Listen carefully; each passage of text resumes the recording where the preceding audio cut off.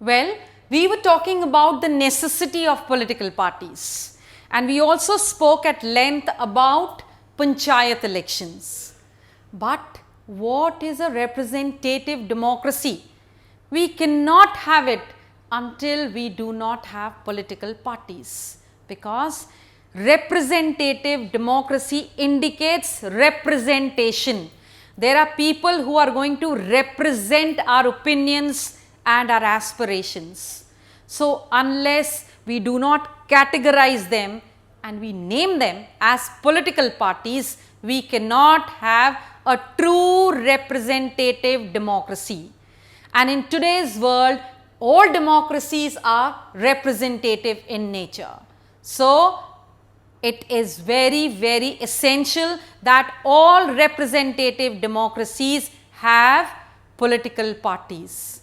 You will be surprised to know that 100 years back, there were hardly any countries in the world which had political parties.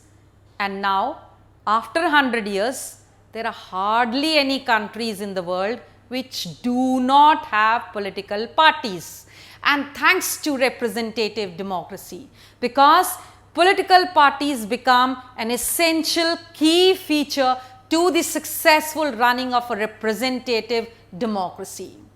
Well, this is about the necessity, the requirement of political parties. But think of it, how many political parties should we have? That's a question which comes to the mind of all of us. Now, there are three types of such setups that we have. The first one is monoparty system, the one party system.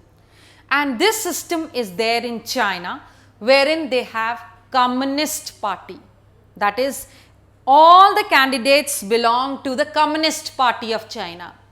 So, that means everybody has similar ideologies. Is this democracy, children?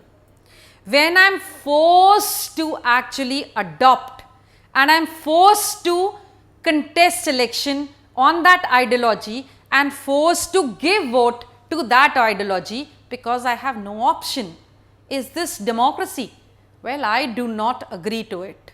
It simply means that it is in fact the loosening of dictatorship, right?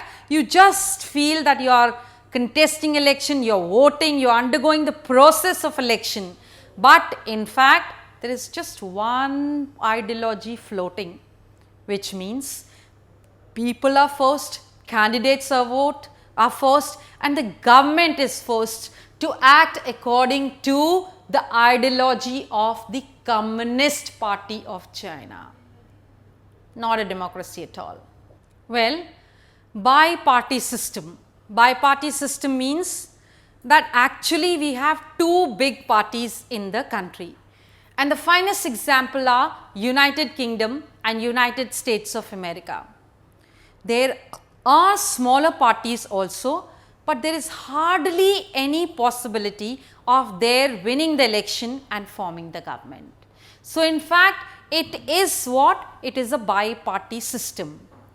Now, here still the choice is wider. There are two set of ideologies, there are two set of candidates, there are two policies and programs, and you actually contest election and vote for the candidates in that particular segment. Well, it looks like a democracy. And bi-party system, some people feel in the world, is the best type of system that you can have for a democratic setup. Well, next is the multi-party system. India is the finest example of a multi-party system. Children, we just do not have multi-party. We have multilingual, multicultural, we have multi-region, we have everything multi, that is many. And there are 750 political parties which are registered and many which are unregistered. Fine. So, this means that multi-party system is running successfully in India.